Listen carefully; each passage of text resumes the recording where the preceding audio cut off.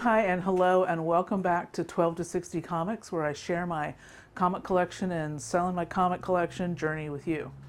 Today's going to be a pretty fun day. Well, number one, it's a rainy day. It's a gray, kind of cold, chilly day, which for me is perfect for hunkering down with some comic books and just chilling out and having a lovely day, which is what I'm having today. Last time I went through some detective comics and found a little sweet spot of detective delight. That is the run that Greg Rucka did. And that just made me think about Greg Rucka and how much I want to talk to you all about Greg Rucka because he's awesome. So I'm going to talk about him today. And I'm going to talk about how things are going on eBay, which is kind of in fits and starts. So why don't I start there?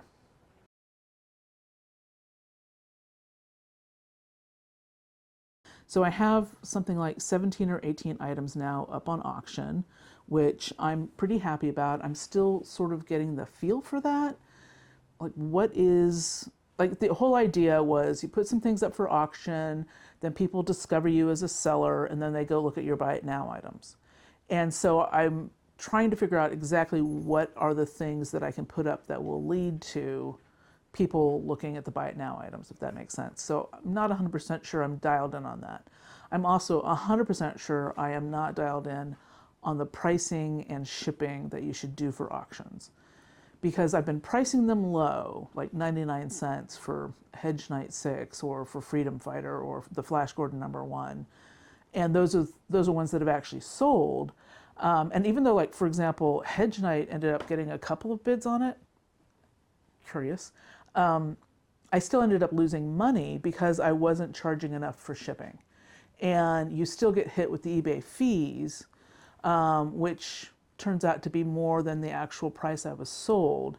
And then I was undercharging on shipping, so I ended up losing money on that. But not very much, I mean, obviously. So I'm just trying to figure it out. And then, actually just a few minutes before I started filming, I discovered that one of my other auction items, which was Stormwatch 37 and 44, which I think I talked about recently, that sold for my buy it now price, which was actually a pretty healthy price. I thought, there's no way. Well, apparently there was a way, and I'm excited because that's going to cover the money I lost on the Hedge Knight. So that's good. My buy it now, I'll go for 3 or 4 days, nothing, and then it'll hit. And sometimes I go in and I'm playing around with the thing where you do an offer to people. Like if I've had something on the site for 30 days or 40 days, I'll go in and do an offer if there are watchers. And that seems to be kind of working. If you remember, I had that Ed Brubaker series Criminal up, and I got a really great offer on that, so I snatched that up. I was really happy with that sale. Same thing, if you remember, I had that Hawkeye number 1 through 4. I sold that, and I had, there was another one I was going to mention.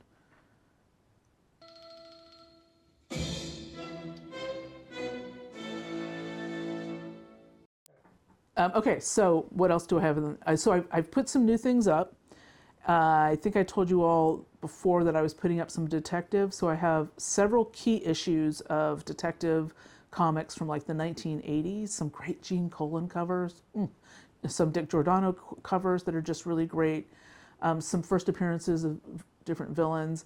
I have some of those up for auction, and I'm going to, hopefully tonight or tomorrow or soon, I'm going to get the rest of the detective lots up for buy it now. And I'm really surprised. Looking through the things that haven't sold yet, there are a couple that I think are kind of shockers to me. And the biggest shocker to me that it hasn't sold yet is my full and complete run of Harley Quinn Volume 1, because they're in great shape. There's several keys in there, and I think it's priced in that like sweet spot. So if you're looking for Harley, she's looking for you. That's all I'm saying. And I think that's pretty much my eBay update. It's going, I think, as well as I could. I think the next time I talk to you, hopefully I'll be over the $1,000 mark, and I'll do a little happy dance for you. I promise. So now I'm going to talk to you about one of my favorite writers, Greg Rucka. Now, I'm not one of those weirdo, fanatic, superfan people who, researches and figures out everything there is to know about the writers and artists that I really love. I'm just not like that, right? So I can't sit here and tell you, like where Greg Rucka lives, or who he's married to, or how many kids he has, or what his favorite, coffee is. I don't know all that. If you want to find that stuff out, you're on your own, weirdo. But what I do know is that Greg Rucka is an amazing, amazing writer. And I discovered Greg Rucka. I don't know why I keep calling him Greg Rucka, like that's his full name. Should I just call him Rucka? Should I just call him Greg? I don't know. But I discovered him a long time ago. And the first book that I read of his was a book called Whiteout. Now, this is Whiteout and Melt, which was the second in the series. And Whiteout was a story, it was like a murder mystery about a murder that took place in the Antarctic. And the main character was this federal marshal who had to go down there, and she had to figure out what the heck was going on. The art was by another one of my favorites, Steve Lieber. It was a great series, and the second book was great. And there's a really amazing connection between Steve Lieber's art and Greg Rucka's writing. That's that kind of it's black and white. It's very sort of sketchy, and it really brings that kind of noir feeling to this very white landscape. It's super cool. So I'm going to put that one right here. And so I started reading anything I could get my hands on by Greg Rucka. And in addition to writing comic books, he also has written several novel series. And he has one sort of action adventure series around a character called Atticus Kodiak, which is, I think, a great name. It's super butch. It's super butch. But he's like a bodyguard, and it's all about these different clients he has. And I really loved those books. I thought they were super fun. And then there was another series of books featuring a character called Jad Bell. And these were just really fun, well-structured, good reads. And that's kind of I feel is Greg Rucka's approach to all of the characters that he takes on. And, he's worked for DC. He's pretty much he's had influence on all the major characters, Batman. He did the whole Gotham Central run, which is, of all the DC runs, is probably in the top 5 for me. I love it. He did Checkmate. He did some of the New 52 stuff. He did an amazing run on Wonder Woman. He did a really great run on Superman. Even I read Superman, and that's not something that ordinarily happens. And he's done some amazing stuff over at Marvel. He did a great run on Elektra. If you want to read it, you'll have to buy it from me. He did a couple of miniseries there. He did a Daredevil miniseries. He did a run on Wolverine. He just has really sort of made his voice known both at DC and Marvel. But the work of his that really matters to me is these books that he's done mostly for Image and Oni. I think, Whiteout was Oni Press. He did a series from Image called Felon. This was an earlier series of his about a woman who has been sort of wrongly imprisoned, and she gets out of jail, and she's got to figure out, how to get her life back. This was one of the series he did, kind of a mini series for DC. It was part of the whole 52 thing. This one focuses on Renee Montoya and is kind of a cool mystery, arcane, occulty kind of a thing. I loved that one. With she's trying to figure out some things around the crime Bible, which was a really cool part of that whole thing. This was a beautiful, while I'm on the subject of Elektra and Wolverine, this was a really beautiful miniseries, and I'm going to probably mangle the name of the artist, but the artist's name is Yoshitaka Amano, and it's gorgeous art. I mean, it's just beautiful. I'm going to open it up in a minute and show you because it's just that pretty. But it's really, again, it's Elektra and Wolverine, but in a very kind of cool style. But getting back to his more independent work, he's super known for things like Lazarus. Where is it? Right here. This one, of course, was made into a movie with Charlize Theron. That's The Old Guard, which is a really great sort of action adventure, you know, not super agent, that's the wrong word to describe what the main character is. It's sort of like in Lazarus, where he has these female characters who are agents, and they're involved in some sort of like international intrigue kind of a thing. And another book he did that I'm not even sure. Let me show it to you. So, Queen and Country was, I think you guys might be getting a little bit of a theme here. I love a story about a female spy. If those of you who are reading Lazarus, you know Greg Rucka does great female secret agents. Well, before there was Lazarus, there was Tara Chase of Queen and Country. And basically she's like a total, look at this cover. Oh my God, that's so beautiful. Just look at those eyes. Amazing.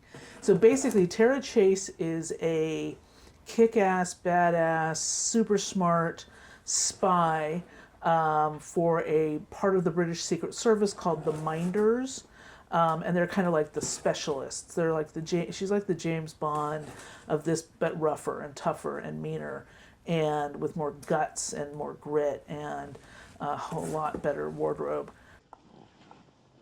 And she's pretty much like, you know, that same kind of solo spy out to save, obviously, Queen and Country with special powers and all of this stuff.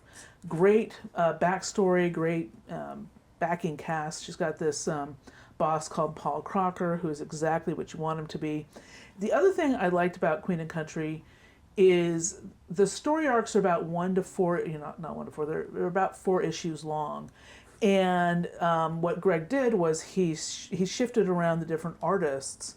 So each arc has a different artist. And I thought that was a really cool kind of approach to kind of having a book like this. I think it gave some newer artists things to do, work, and gave them some exposure. There were a couple of miniseries called Declassified. Oh gosh, so good. I mean, just such a great book. So this is another one that I'm not sure if this is going to go into my keep it forever. It might. I don't know. Maybe, probably. Anyway, I highly recommend. And then there was, what else? Black Magic. If you like the arcane crime, then Black Magic with Greg Rucka and Nicola Scott. You're going to love that. Stumptown. This one is actually one of my wife's favorites. Stumptown is a noir set up in Stumptown, which for those of you who don't know is Portland, Oregon. And this one features a Native American main character who's also sort of a private eye. And it's very much got that hard-boiled detective kind of tough gal kind of a thing, with really great art by Matthew Southworth. And I think, when I look at some of these projects that Greg Rucka has done and how he's worked with these different artists, I think that the sort of merger of his work is really works with that sort of monochromatic black and white or just minimal coloring with really like a lot of like heavy inks, and it really brings in that whole sort of noir crime, woman in trouble kind of a thing. And he just does a really great job of telling great like stories of like sort of the underworld and just like the stress that these people are going through. And the other thing I really love about pardon me, I'm getting all verklempt. One of the things that I love, if you notice when I talk about these things, in almost all of the books he writes, the main characters, the heroes, are women. And, they always say, oh, men can't write women. Well, I'm going to tell you that's not true, because Greg Rucka can definitely write women. And he writes them with deep flaws. He writes them with tremendous strength, with resilience, with intelligence, with, weak spots. He writes them in a way that is not, that's not like a pinup. And I think the artists take their cue from that and they don't draw them like they're pinups. And you really feel like these are really strong female characters, and they are characters that you care about. They're sort of the classic, like in classic noir, from the 40s and the 50s. The main character was always, usually a man, who was sort of an everyman, who got caught in kind of a difficult situation, and usually, crime was involved or murder was involved. And Greg Rucka has kind of taken those themes and put women in those positions, but not in a position of, they're not Wonder Woman, right? They're not like all powerful, but they're women with agency, and they are women who get themselves into and out of trouble. I think that's awesome. So I highly, highly recommend you check out Greg Rucka. So that's enough of me pontificating for this week. I'm looking forward to, I don't even know what I'm going to talk about next week. I don't even know if I'm going to finish reading all this stuff. I'm going to read it all. Sorry. Take care.